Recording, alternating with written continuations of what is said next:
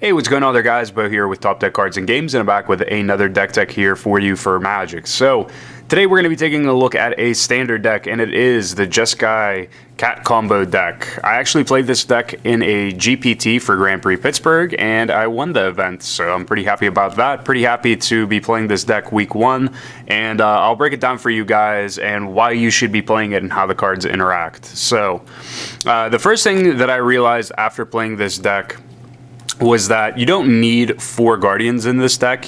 You definitely only need 3 of them.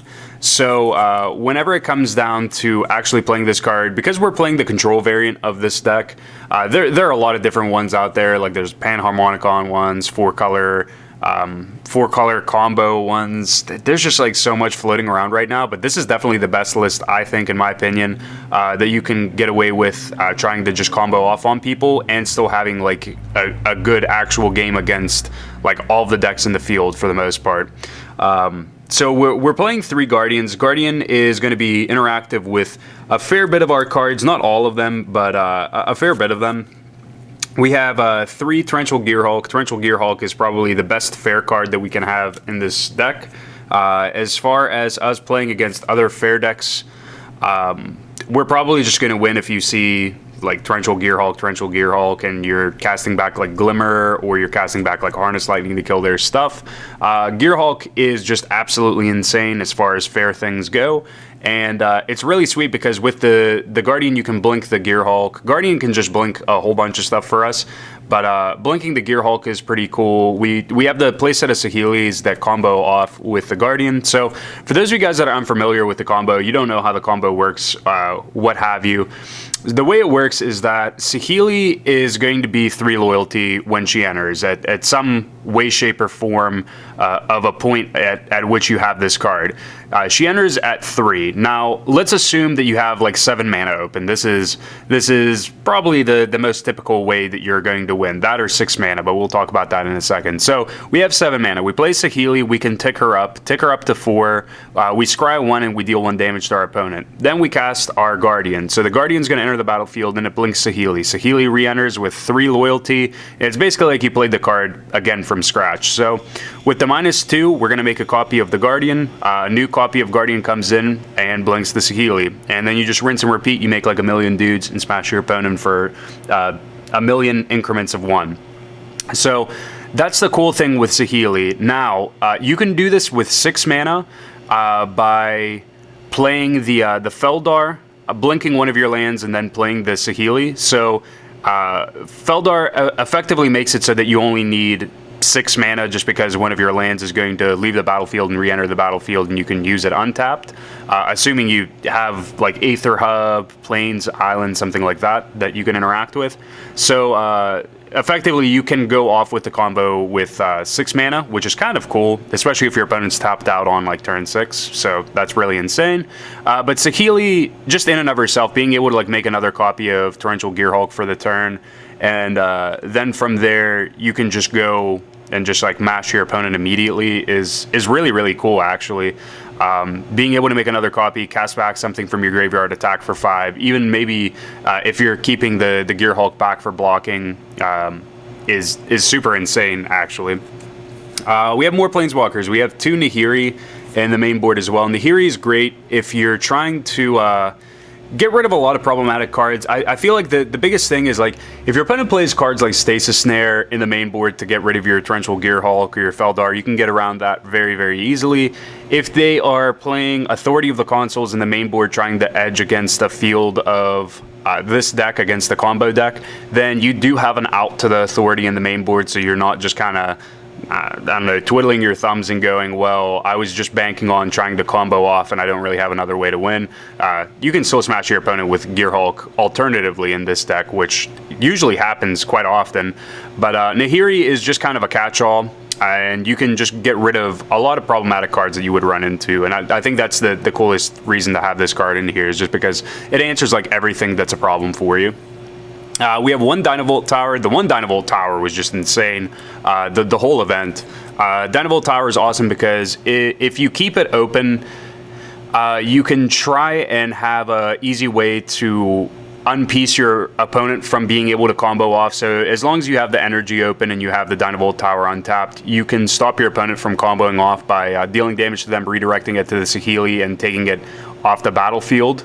So that's really, really cool. It's almost like having a walking ballista out there, even though walking ballista is more susceptible to removal, but at the same time it has more instances of being able to deal that one damage that would disrupt it.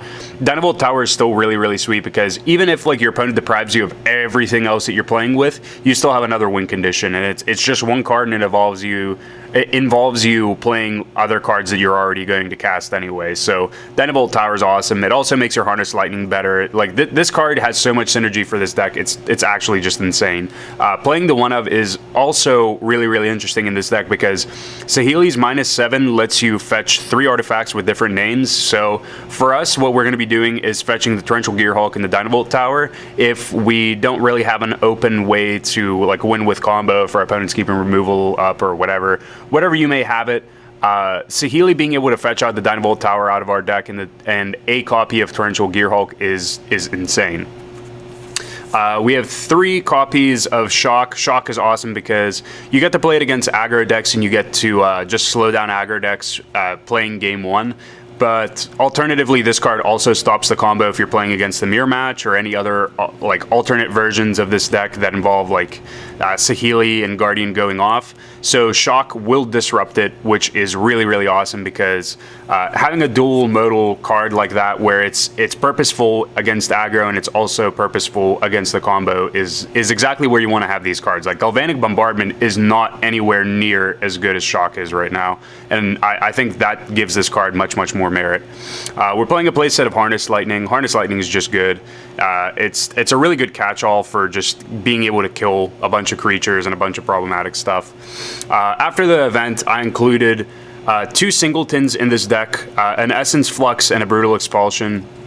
Brutal Expulsion is awesome because it gets to bounce back stuff like Gideon. So if game 1 you're playing against like a Gideon and you can't really get rid of it very effectively, you get to be able to bounce a spell or creature to its owner's hand, and you can deal 2 damage to target creature or planeswalker. If that permanent would be put into a graveyard, exile it instead. So Brutal Expulsion is awesome just because of the whole Gideon thing. Like they turn Gideon into a creature and then they start smashing you. Being able to bounce it back to their hand is like awesome for tempo, just because it buys you some time. And in general, just being able to bounce back anything that your opponent would get synergy off of is just pretty sweet. I just think this card being an easy way to stop tempo plays is really awesome for that. And you can cast it back with Torrential Gearhulk if need be, so that's awesome.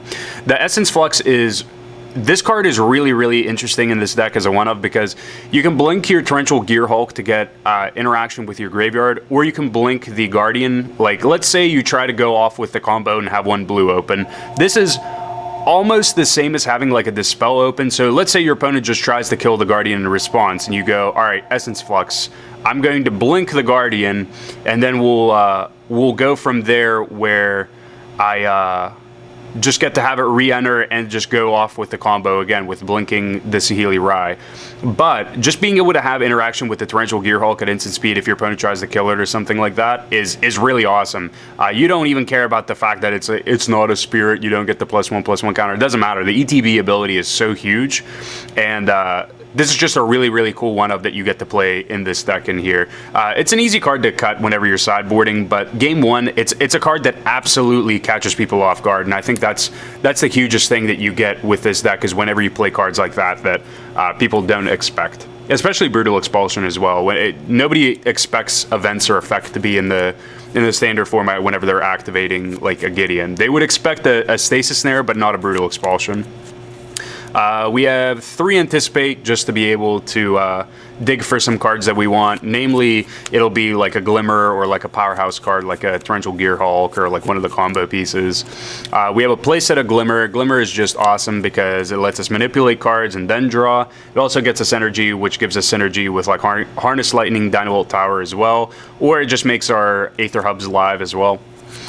For the counter magic that we have 2 Negates, kind of a catch-all, and 3 Disallows. What I was playing in the event was 3 negates and 3 disallows, but you don't really need the third negate. I have the third negate in the sideboard right now currently. There are some decks where the negate's just kind of dead, but for the most part, going into a meta where I assumed all I was going to be playing against was like the mirror match, it was a very, very good call. But moving forward, you probably only need two negates in the main board in general. I like the negate just better than rebuff, just overall. I think it's a little bit more well-positioned card currently, and I probably just wouldn't even play the rebuff in here if I had the option to. If somebody gave me the option to play one or the other and was like asking about the merits of them, I just think negate's probably a little bit easier of a card to play, especially if you're playing this control shell. For the lands, we're playing a playset of Inspiring Vantage. We're playing 1 Spire Bluff Canal, playset of Aether Hub, kind of a given. Playset of a Wandering Fumarole, playset of Port Town, just because we want to be able to manipulate our lands in the early game if we have a basic in our hand. And then for the basics, we have 5 basic islands and we have 4 basic plains. So that's the main board. Now we'll take a look at the sideboard real quick, because there were some things that I realized after that event, after day 1 of playing this deck, even like past like playtesting and whatnot. It was easy to see some of the stuff that could be changed with sideboarding, or even just some approaches to sideboarding in general. So the first card being Authority of the Consuls. Authority of the Consuls, you don't need to play very many copies of this card. If you're playing aggro, you probably want to be playing like 2 or 3 of them in your sideboard, just because your opponent has to like answer your cards and then also answer the authority to be able to win. Otherwise, in this deck, your opponent's just going to have a way to get rid of the authority, so it's just kind of buying you time, and the later you draw that card, the worse it gets. If you have it in your opening hand, it's awesome, it feels great. If you have it like, I don't know, like turn 7, I would rather draw any other card other than the authority. I originally was playing 2 authorities in my deck, and I sided them, and I liked them, but not enough to actually keep on playing 2 of them. I think one of them in the sideboard is just fine, or 0. You can win and just be able to like not have to pressure your opponent with an authority on the board, or like just kind of use that as like a failsafe for whatever they're playing. Chances are they're probably cutting like a good number of their guardians, like at least 2 of them. That seems to be the typical way to sideboard with them. At least that's my mindset with sideboarding with this deck. If they're playing 4, they're probably cutting 2 or 3. In my case, if I'm playing 3 of them, usually I cut 2 of them if I know my opponent's bringing in a bunch of stuff to disrupt the combo, whether that's like Lost Legacy or whatever. Being able to cut down on copies of Guardian so that your opponent doesn't try and like take advantage of the fact that you're playing the combo is great. And overall, if you're playing like authority to just like block out the combo, it's not perfect, because they're probably playing Nahiri anyway. And they're probably going to just try and beat you down with Gideons as it is. Like that's the popular sideboard tech, is just side in Gideons, side in more Planeswalkers, and just bash face like a control deck would. So we do still have the 1 authority. There's merit in playing the authority, but it's not massive. It's not huge or anything. We have 1 more negate for any of like the slower matchups, Planeswalker-based decks or otherwise. Like control decks and whatnot. We have 1 Dispel. Dispel is great for the control decks, and it's also really, really insane for the red-green aggro deck as well. That deck can kind of become troublesome really quick, and it can pressure quite fast, so having the Dispel for that deck is pretty awesome. We have 2 Radiant Flames just for the smaller aggro decks being able to wipe out the field, especially before they get like huge advantage, or they pump up their board real huge with like Nissa or something like that, or get Gideon emblems and whatnot out there. We have a playset of not a playset, 3 Blessed Alliance. I initially was playing a playset and then dropped it down to 3 for the event. Blessed Alliance is awesome just because of like red-green, just so red-green doesn't like catch you off guard and just like mash you in. Blessed Alliance is also good against aggro decks as well, just because it has multiple modes, and you can flash it back with Torrential Gearhulk and get all of the modes for free. So on the first go around, like maybe you cast it for 4, you gain 4 life, and you make your opponent sack an attacking dude. That's awesome. On turn 6, you flash in Gearhulk, block one of their dudes, flash this back, and you can gain 4 life, make them sack a dude again. That's awesome. The untapping your stuff probably won't be relevant whenever you're flashing that back, but it does happen sometimes. Maybe your opponent has a Authority out, so your dude enters in tapped, or like maybe they have Folly out. Your dude enters in tapped, then you cast back to Blessed Alliance, untap Torrential Gearhulk, gain 4, make your opponent sack a dude, and then go from there blocking. So it's kind of cool. It's kind of cool little interaction. But against red green, this is your out card. This is the good card to be playing against red green. We have another Dynavolt Tower. Dynavolt Tower is just insane, especially whenever you're siding out your Guardians. It's another really easy win condition, and a lot of people don't have good answers to it, and even the answers that they do have, we can just counter them, so Dynavolt ends up being insane. Usually people bring in like Fragmentize or Decommission against us. In general, Decommission's probably better just because you get to hit Torrential Gearhulk as well, but that's why we bring in another one, just so we have 2 copies of it, and we don't really have to worry about our opponent getting rid of one, and then we're like, all right, well, now I have to grind out a game with something else. Having 2 copies is just really, really sweet. We have 3 of for Gideon. Gideon's awesome against any of the slow decks. You just get to side him in and just kind of pressure out the board, and your opponent has to answer him, which is sweet. He's also pretty cool against the aggro decks as well, if you want something that's going to sit on the board and just try and like match power with whatever your opponent has, and it's just going to trade into their creatures, which is awesome. You can like Radiant Flames the board, or like Fumigate the board, like even while you still have the Gideon out there, and then just make it 2/2 afterwards, which I think is insane. We have a singleton copy of Decommission. I think Decommission right now is just better than Fragmentize, just because you get to hit a little bit more stuff, namely the Torrential Gearhulk, and you can flash this back with Torrential Gearhulk. And 2 Fumigate. 2 Fumigate is the last little inclusion that we have here in the sideboard, and that's mainly just for any of the decks that are like tempo based, but also go a little bit bigger. The Virtuous Gearhulk decks, tokens, and just aggro in general. It's a good card against aggro just because you get to gain the life. So that is my deck tech here for you guys for the Jeskai Cat combo deck. I really like this deck a whole lot. I would highly recommend it to anybody that is just looking to play something really early into this format and just wants to do well with it. It takes a little bit of time to just kind of get used to it, but that just kind of goes with any combo deck or any control deck, or the combination of the two. If you've played Splinter Twin in the past, this is definitely the deck for you. But that is my deck tech for you. If you enjoyed the video, please be sure to hit the thumbs up button and subscribe for more content. And until next time, guys, thank you for watching, and peace out.